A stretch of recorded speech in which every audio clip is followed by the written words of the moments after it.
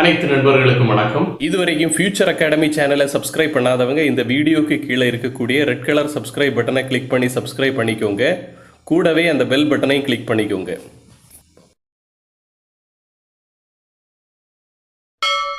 இந்த வீடியோவில் ஒரு குறிப்பிட்ட கெமிக்கல் சப்ஸ்டன்ஸ் ஆக்சிடைசிங் ஏஜென்ட்டாக ஆக்ட் ஆகுமா அல்லது ரெடியூசிங் ஏஜென்ட்டாக ஆக்ட் ஆகுமா என்று கண்டுபிடிப்பதற்கு ஒரு ஷார்ட்கட்டை பார்க்கலாம். நாம் பார்க்க போகிற வீடியோவோட டிஸ்கஷனை இந்த கொஸ்டின்ல இருந்து ஆரம்பிப்போம்.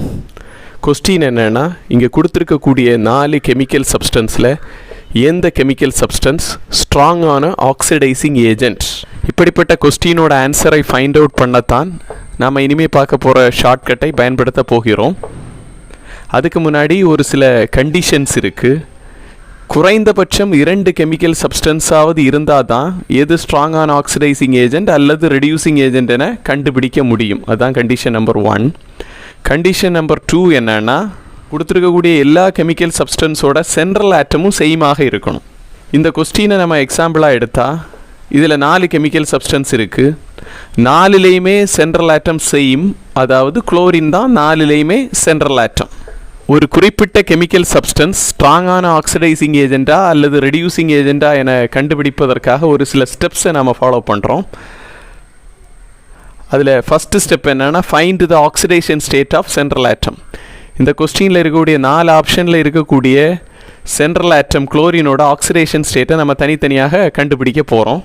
ஆக்சிடேஷன் ஸ்டேட்டை எப்படி கண்டுபிடிப்பது என்பதற்கு ஒரு வீடியோ போட்டிருக்கேன்.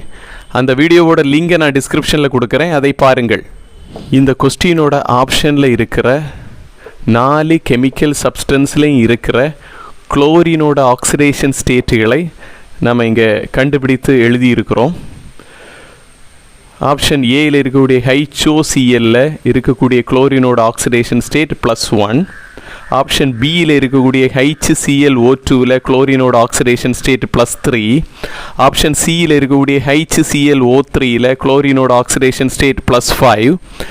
ஆப்ஷன் டியில் இருக்கிற HClO4ல் குளோரினோட ஆக்சிடேஷன் ஸ்டேட் +7. ஸ்டெப் 1 நம்ம இங்கே முடிச்சிட்டோம். செகண்ட் ஸ்டெப் என்னன்னா, tabulate the oxidation state with the chemical substance.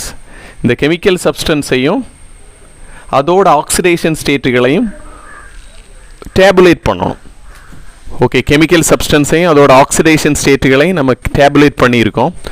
HOCl Clோட ஆக்சிடேஷன் ஸ்டேட் +1, HClO2வில் Clோட ஆக்சிடேஷன் ஸ்டேட் +3, HClO3வில் Clோட ஆக்சிடேஷன் ஸ்டேட் +5, HClO4வில் Clோட ஆக்சிடேஷன் ஸ்டேட் +7.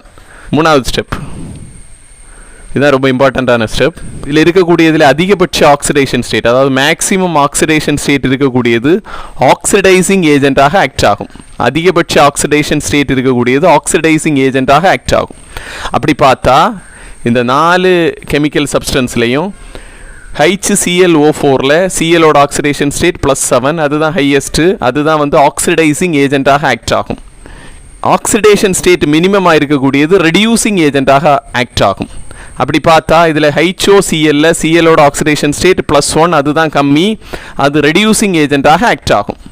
இந்த ரெண்டுக்கும் இடையில், அதாவது அதிகபட்ச ஆக்சிடேஷன் ஸ்டேட்டுக்கும் குறைந்தபட்ச ஆக்சிடேஷன் ஸ்டேட்டுக்கும் இடையில் இருக்கக்கூடிய ஆக்சிடேஷன் ஸ்டேட்டுகளில் இருக்கக்கூடிய கெமிக்கல் சப்ஸ்டன்ஸ் ஆக்சிடைசிங் ஏஜென்ட்டாகவும் ஆக்ட் ஆகும், ரெடியூசிங் ஏஜென்ட்டாகவும் ஆக்ட் ஆகும்.